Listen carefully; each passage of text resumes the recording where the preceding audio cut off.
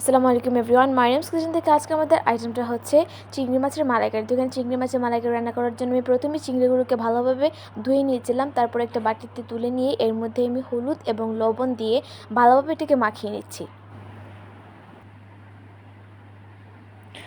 মাখানোর পর আমি একটা কড়াইয়ের মধ্যে পরিমাণ মতো সরিষার তেল ঢেলে নিব এবং তেলটাকে ভালোভাবে গরম হতে দিব। গরম হওয়ার পর আমি এর মধ্যে চিংড়িগুলো দিয়ে দিব এবং 1 মিনিটের মধ্যে আমি সবগুলো চিংড়িকে ভেজে নিব।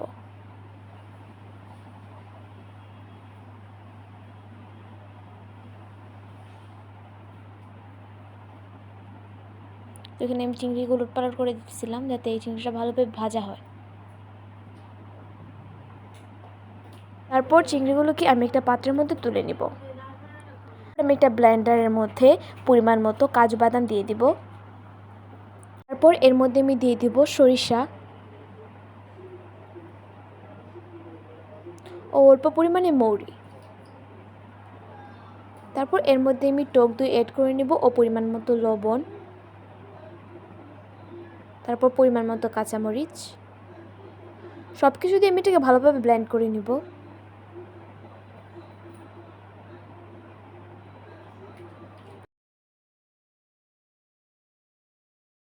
এখানে ব্লেন্ড করার পর আমি চিংড়ি ভাজার তেলটার মধ্যে পরিমাণ মতো পেঁয়াজ বাটা দিয়ে দিচ্ছি এবং ভালোভাবে নেড়ে চেড়ে নিচ্ছি।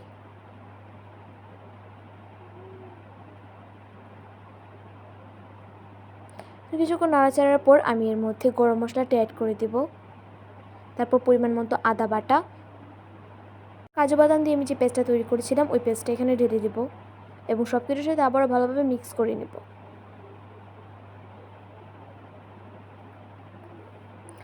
তারপর এর মধ্যে আমি নারকেলের দুধটা দিয়ে দেবো। আমি এখানে ছেঁকে দিয়ে দিচ্ছিলাম। আস্তে আস্তে সব কিছুর সাথে ভালোভাবে মিশিয়ে নেব।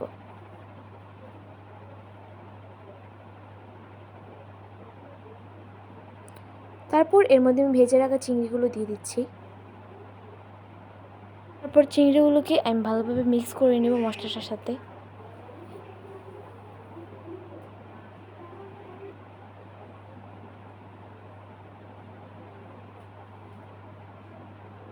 তারপর এর মধ্যে আমি 1 চামচের মতো জিরার গুঁড়া ও 1 চামচের মতো মরিচের গুঁড়া অ্যাড করলাম এবং সব কিছুর সাথে আবারও ভালোভাবে মিক্স করে নিলাম।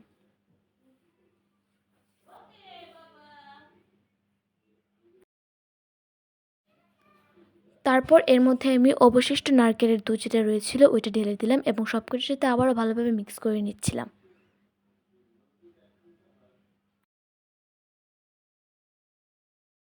তারপর এটাকে আমি 20 মিনিটের জন্য একটা ঢাকনা দিয়ে ঢেকে দেবো। 20 মিনিট পর এখানেই চিংড়ি মাছের মালাইকারিটা হয়ে এসেছে, তাই এটাকে আমি একটা পাত্রে তুলে নিচ্ছি। আপনারা অবশ্যই ট্রাই করবেন। Like, comment and share. আজকের মতো এই পর্যন্তই। আল্লাহ হাফিজ।